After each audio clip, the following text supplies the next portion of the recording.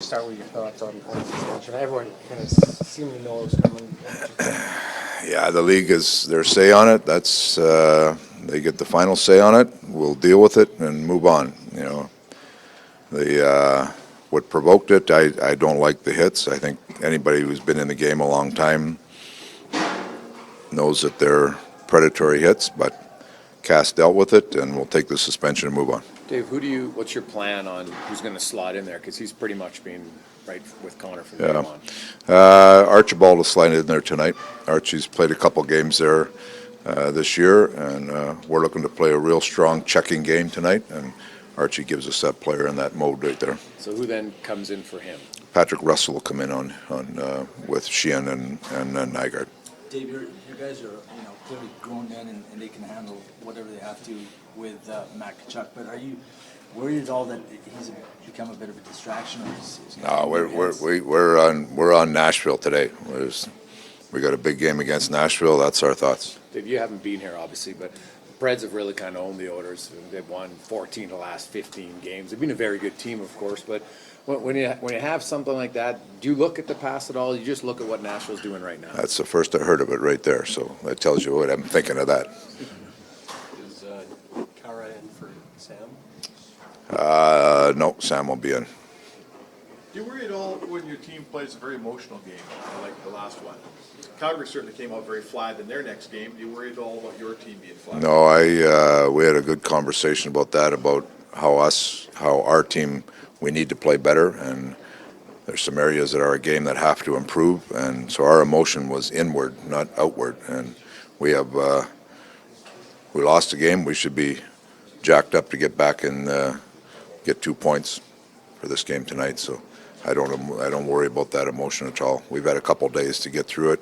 Good practice yesterday, really good practice yesterday, so I think we'll come out and play well tonight. The Preds are a very deep team. They don't have any forward with even 30 points, but they're second in the league in scoring. So you got to focus on every line.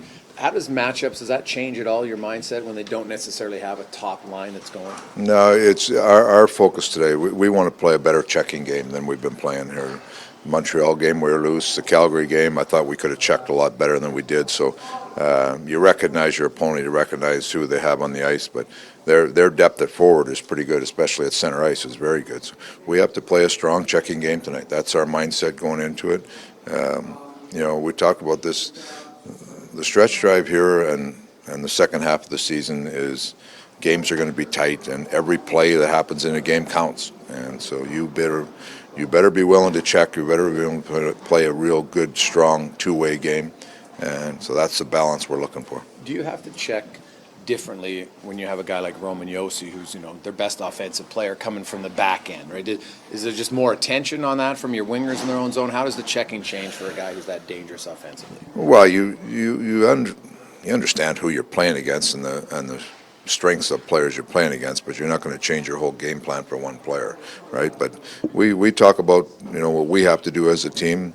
When we prepare, we understand what the other team's going to do, who the other team's players are, but we'll talk about checking well as a group, no matter who it is on the ice against. So that's our focus today.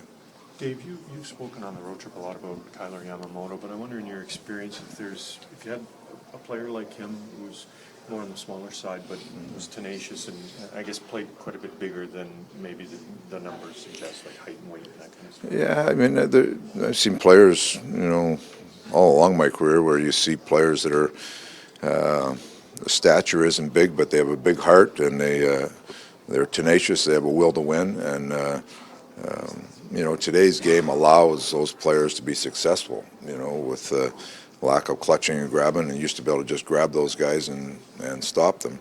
And Yamo's a player that comes in. I really like the way he competes hard, but he uses his size to an advantage. Where instead of, you get sometimes big players going to the net, they get in a heavy battle, in a box-out battle. He tries to go around people. He gets free. He stays free rather than get tangled up. And he plays the game fast. He thinks the game well, and he makes good plays. And he's been a real good boost to our group here. Dave, you're coming off a pretty successful road trip. Some of the players this morning were talking about how they need to bring the road game home. Yeah. Where does that process start? Well, it starts by recognizing how we played and how we played on the road and how we got the success there. And it goes right to what we were just talking about here. We have to play a strong checking game. You can't be loose. See, these games are all so important now. If you play a loose game and lose, shame on you, right? You got to show up and play the right way and give yourself the best chance to win. And that's exactly what the players are talking about. You go on the road, you know you're in tough. You got to play well to win.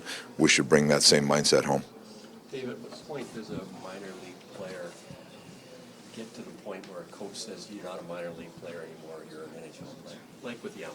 At what point is there a point where you say, you know what, he's not a minor league player?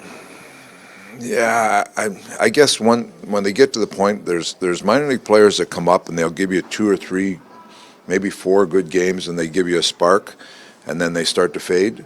When that player comes up and gives you 2 or 3 good games and then doesn't fade, now he's on his way to becoming a good NHL player. So that's not always true. Sometimes it's more than 3 or 4, but when a guy has an impact on the game every game, most of the time a coach is going to keep him around. David, have you had a chance to talk to Zach since the league made its decision, and Yeah. can you share anything with us? No.